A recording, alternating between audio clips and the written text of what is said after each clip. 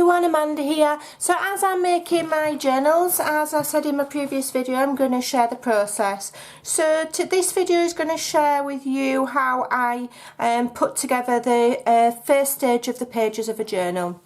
So this journal is going to be a TN size journal, which is around, I don't know, it really depends.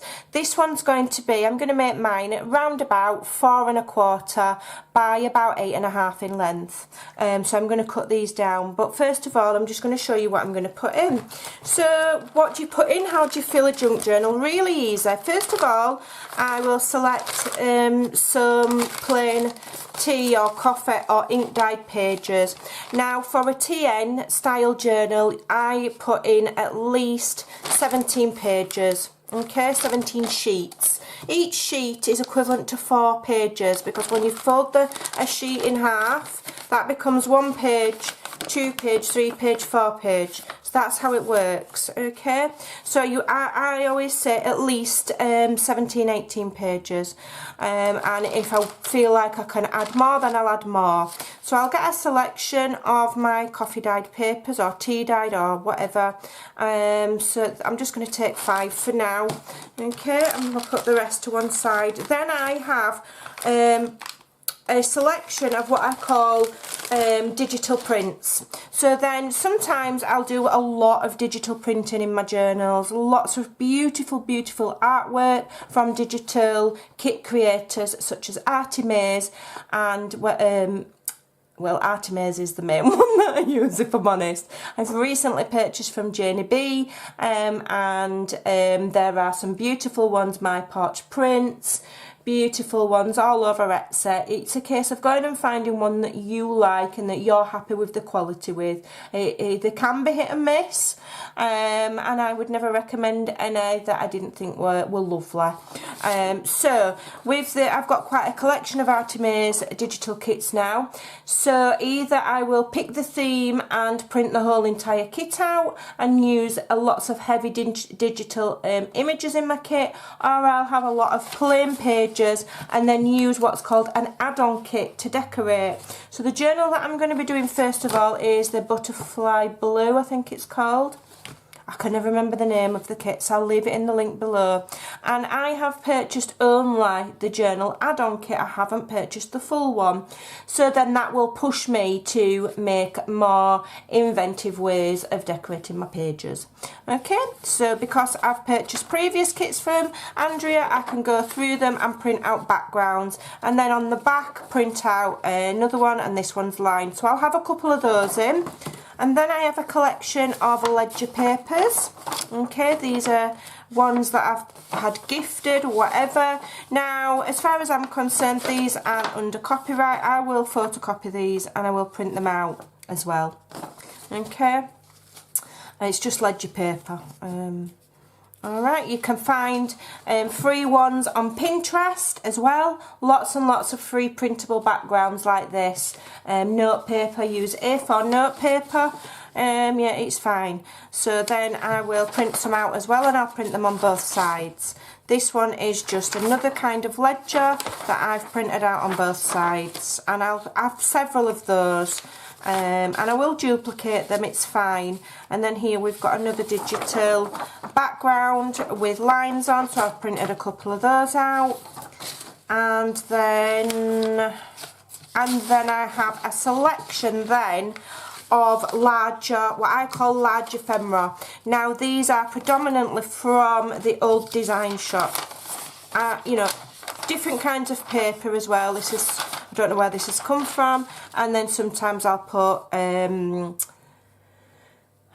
what's it called, vellum, I couldn't think of the word, vellum, doilies, recycled paper, wrapping paper, scrapbooking paper, whatever you want you can put in.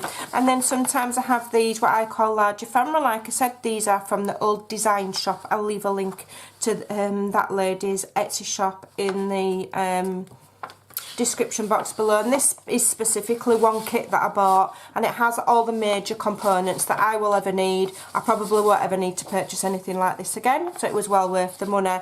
And these are vintage letters that she's you know, taken digitally and is uploaded for you to purchase. You can print them out as many times as you want. So I'll print those out, and then on the back there I've used a digital print of tea staining or coffee dyeing, and this is a freebie from Artemis. I use a lot of freebies. You know, I do make purchases to support the ladies that I follow as well, always mindful to support them, but I do use the freebies, and that is a very, very useful freebie, because sometimes I use inkjet, and sometimes if you start and coffee or tea stain over the top of something that's printed, it might run, and so having that I can just print out over the top of, over the back of that is awesome, and it's something that I'm using a lot.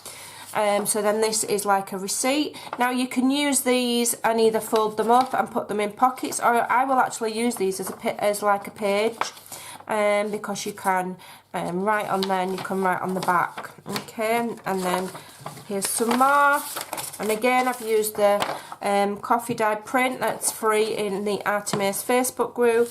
Got some more of that tissue type paper, and then here is a larger one, which is a larger bill. I've got to cut it out yet, and that's the tea staining. So some larger ones like this I'll do on standard copier paper. Ones that I want in better detail, I will use the smooth, ultra smooth presentation paper that I use, which is a heavier GSM, and I'll quickly show you what I use.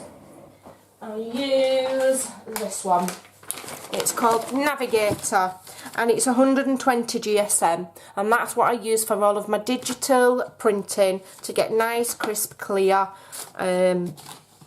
images. I get this from Wilkinson's. I traipsed to my town centre just to get this paper, because in Wilkinson's I think it's £4 a ream, £4 a pack, and I'll go and I'll get for however many packs I can carry. I can carry about 4 packs without struggling if I'm on my own. So yeah, I'll get 3 or 4 packs of this, and then pray that they've still got it the next time I go, because if you look this up on Amazon, it's £9–10 a pack, so it's over double.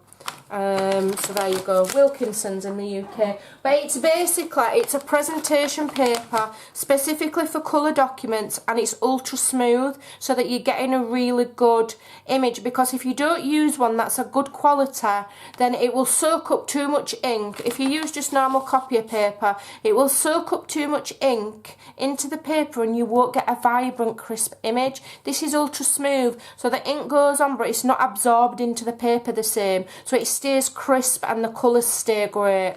Okay, so that's why you definitely need a really good paper, 120 GSM, and it's ultra smooth specifically for colour documents. That's what you need to look for if you're searching and you can't get that locally. I won't buy it off Amazon when I know I can get it for less than half the price by running down to Wilkinson's. You can get Wilkinson's online, but they do charge postage. I don't know what it is, because like I say, I'll go get it.